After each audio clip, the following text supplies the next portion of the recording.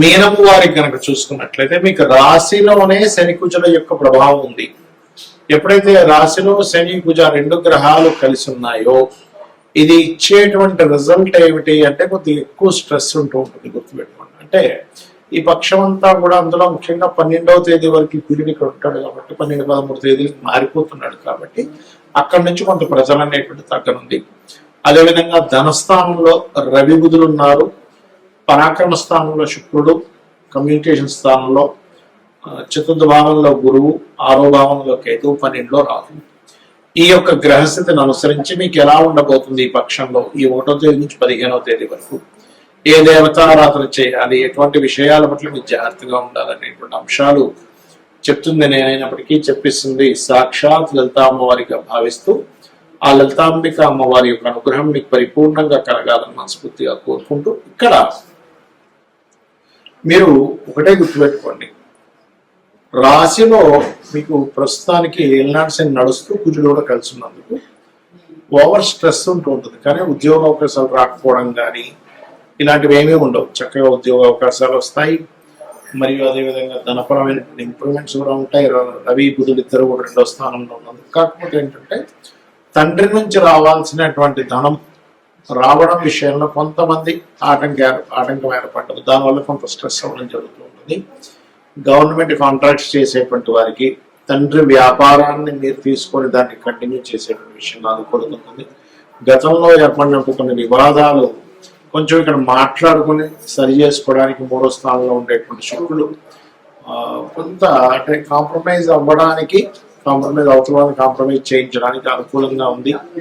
కాకపోతే కొంచెం ఈ పక్షంలో మీరు ఈ పక్షం తర్వాతే ఏదైనా ప్రాపర్టీ తీసుకోవడం మంచిది. చతుర్థంలో గురువు ఉన్నది, తీసుకోవాలని ఉల్లాసం కానివ్వండి తీసుకునేటువంటి పరిస్థితులు వస్తాయి. కానీ ఎంతైనా సరే గురువు ఉండే రాశిలో ఉండేటువంటి కుజుడు శనితో కలిసి 4వ భావం మీద వీక్షణ ఉన్నందుకు కొంచెం తప్పనిసరిగా తీసుకోవాలన్నప్పుడు 1కి 4 సార్లు తొందరపడకుండా అదేమైనా లిటిగేషన్స్ లో ఉందా, ఇబ్బందుల్లో ఉందా అనేటువంటిది చూసుకోండి ప్రధానంగా. ఇక అదేవిధంగా మీరు నిత్య జీవితంలో ఆటంకాలు తగ్గాలంటే గణపతి యొక్క ఆరాధన చేస్తూ ఉండండి.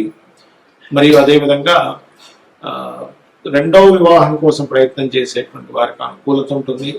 విదేశాలకు వెళ్ళాలి అనే ప్రయత్నం చేసేటువంటి వారు నిత్యము రోజుకి 2 సార్లు హనుమాన్ చాలీసా పఠనం చేయండి. 12వ స్థానంలో రాహువు విదేశాలు వెళ్ళడానికి అనుకూలిస్తున్నాడు.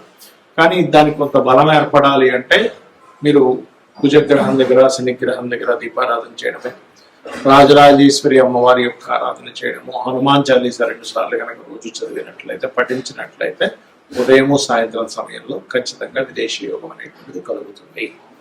ఇక్కడ మనం గోచార ఫలితాలు చెప్పుకుంటూ ఉంటాం. కానీ గోచార ఫలితాల కంటే కూడా అతి ముఖ్యంగా మీరు చూసుకోవాల్సింది మీ జన్మజాతక ఫలితాలు. అది ఎలా చూసుకోవాలి?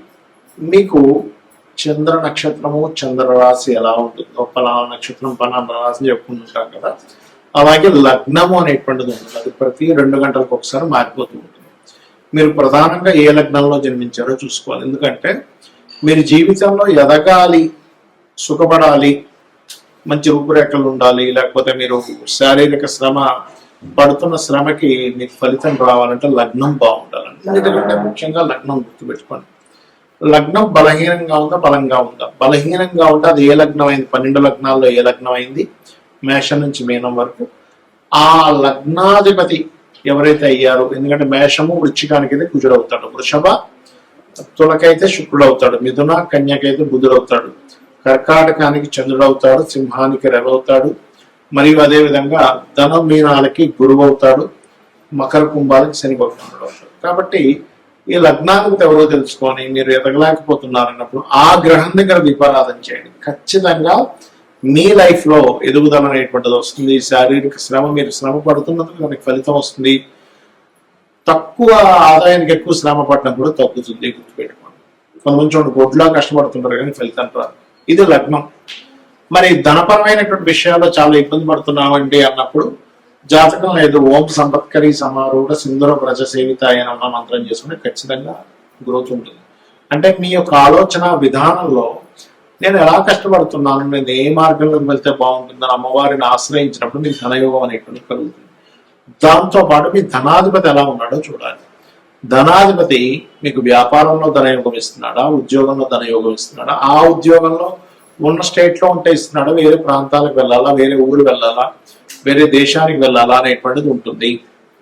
అది మెడికలా, మార్కెటింగా, లేకపోతే ఫుడ్ రిలేటెడ్ వాటి మూలంగా ఉందా అనేటువంటి చూసుకోవాలి. అందుకే చిన్నపిల్లలు చదువుకునేటప్పుడు కూడా మీ అబ్బాయి యొక్క విద్యాస్థానానికి ధనస్థానానికి ఉండే లింక్ని చూసి దానికి సందర్భంగా అంటే దానికి అనుగుణంగా మీరు కనుక చదివించినట్లయితే వాళ్ళకి ఉపయోగపడుతుంది. ఆ చదువు లేనట్లయితే కొంతమంది చూడండి ఏదో చేస్తారు కానీ పెద్దగా ఉపయోగపడలేదు అంటే అంటూ ఉంటాం. అటువంటివి జరుగుతూ ఉంటాయి.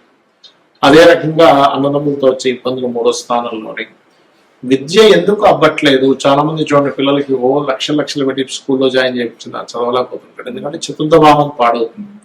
ఆ చతుర్థాధిపతి ఎవరు, చతుర్థ స్థానంలో ఉండే గ్రహం ఏమిటి, చతుర్థాధిపతి ఏ గ్రహాలతో సంబంధం కలిగి ఉన్నాడు, దానికి సంబంధించినటువంటి గ్రహారాధన చేయడము, పిల్లలకి హైగ్రీవ స్తోత్రం నేర్పించడము. లలితా సహస్రనామాల్లో అయితే మీరు శుద్ధ విద్యాంకురాకార ద్విజపంక్తి ద్వయోజ్వలాయ నమః అనే మంత్రం చేయించడం మంచిది. ఇక సంతానం కలిగినప్పటి నుంచి కొంతమందికి బాగుంటుంది, సంతానం వల్ల కొంతమంది ఇబ్బంది పడుతూ ఉంటారు. పంచమ స్థానం రుణ రోగ శత్రువులు. ఇవాళ రేపు అందరూ ఇబ్బంది పడేది దేని గురించి అంటే రుణము, రోగము, శత్రువు. ఇది పూర్వజన్మ కర్మ వల్ల వస్తూ ఉంటుంది. కాబట్టి ఈ పూర్వజన్మ కర్మకారకుడు ఎవరైతే ఉన్నారో, రోగ శత్రు కారకులు ఎవరైతే ఉన్నారో, ఇది 6వ భావం బట్టి ఉంటుంది. కాబట్టి 6వ స్థానంలో ఉండే గ్రహాలకు మీరు దానం ఇచ్చుకున్నట్లయితే మీ రుణాలు తగ్గడం. ముఖ్యంగా ఓం అపర్ణాయే నమః అనే మంత్రం చేయండి. 100% మీకు రుణం అనేటువంటి తగ్గి దిగుతుంది. ఇక వివాహం, ఇవాళ రేపు వివాహం అవ్వట్లేదు ఏంటోనని, మా అబ్బాయికి 30 వచ్చేసాయి, 35 వచ్చేసాయి, మా అమ్మాయికి 40 వచ్చేస్తున్నాయి, వివాహం అవ్వట్లేదు బాధపడుతుంది. ఇక్కడ ఒకటే, మీకు గ్రహము అనుకూలించినప్పుడు మీరు వివాహం కోసం ఆలోచించరు. ఒక్కోసారి ఎలా అంటే 25 ఏళ్ళు 22 ఏళ్ళ వయసులో ఒకసారి అనుకూలిస్తుంది గ్రహం.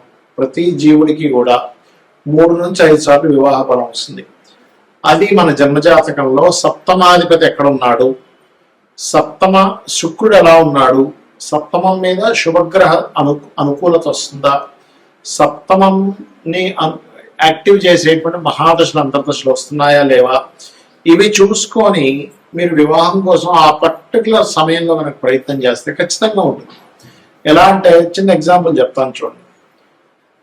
మీరు సినిమాకి వెళ్దాం అనుకున్నారు, మార్నింగ్ షోనా, మ్యాట్నీనా, ఫస్ట్ షోనా, సెకండ్ షోనా, 4 షోలు ఉంటాయి. అలా కాకుండా నేను అక్కడ 2 గంటలప్పుడు సినిమాకి వెళ్దాం అనుకుంటున్నానండి, నేను థియేటర్కి వెళ్తే ఎవరు తెలుస్తారు, మూసుంటుంది.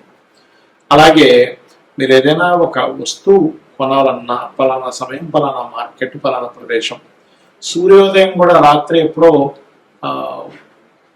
9 గంటల నుంచి మీరు తలుపులు తీస్తూ చూస్తే ఏంటి సూర్యోదయం అవ్వలేదని బాధపడడంలో ఎలా అర్థం లేదో, మీ యొక్క జన్మజాతకంలో మీకు ఒక ధనయోగం కానివ్వండి, ఒక విదేశీ యోగం కానివ్వండి, ముఖ్యంగా వివాహం గురించి మనం మాట్లాడుకుంటున్నాం కాబట్టి ఈ సమయంలో వివాహ యోగం ఉంది, ఇలాంటి పర్సన్తో ఉంది, ఇలాంటి లవ్ మ్యారేజ్ ఉందా, అరేంజ్డ్ మ్యారేజ్ ఉందా, లేకపోతే విదేశాలకు వెళ్ళి ఉద్యోగం అక్కడ ఉండేటువంటి అమ్మాయితో వివాహం అవుతుంది అనేటువంటిది మీ జాతకంలో ఉంటుంది. ఏ సమయంలో అవుతుంది అనేది ఆ 3 నుంచి 5 సార్లు సమయాల్లో మీరు సరైన సమయాన్ని ఎంచుకొని అక్కడ కొంచెం గట్టిగా ప్రయత్నం చేసినట్లయితే మీకు వివాహం ఖచ్చితంగా అయితే జరుగుతుంది.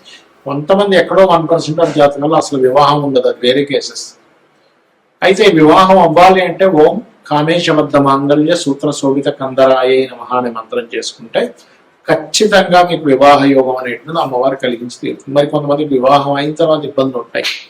అలాంటప్పుడు ఓం శివకామేశ్వరంకస్త శివా స్వాధీన వల్లభాయ నమః చేసుకోండి. అదేవిధంగా విదేశీ యోగాలు, 12వ స్థానం బాగుండాలి, వ్యాపారంలో బాగా లాభాలు రావాలి, లాభస్థానం బాగుండాలి, ఉద్యోగం బాగుండాలి, దశమస్థానం బాగుండాలి. ఈ రకంగా మీ యొక్క జాతక చక్రాన్ని మీకు మీరుగానే ఆ భావాధిపతి ఎలా ఉన్నాడో చూసుకోండి. పాపగ్రహంతో ఉందా, శుభగ్రహంతో ఉందా అని చూసుకొని మీకు మీరుగా చేసుకోవచ్చు. శ్రీమాత్రే నమః.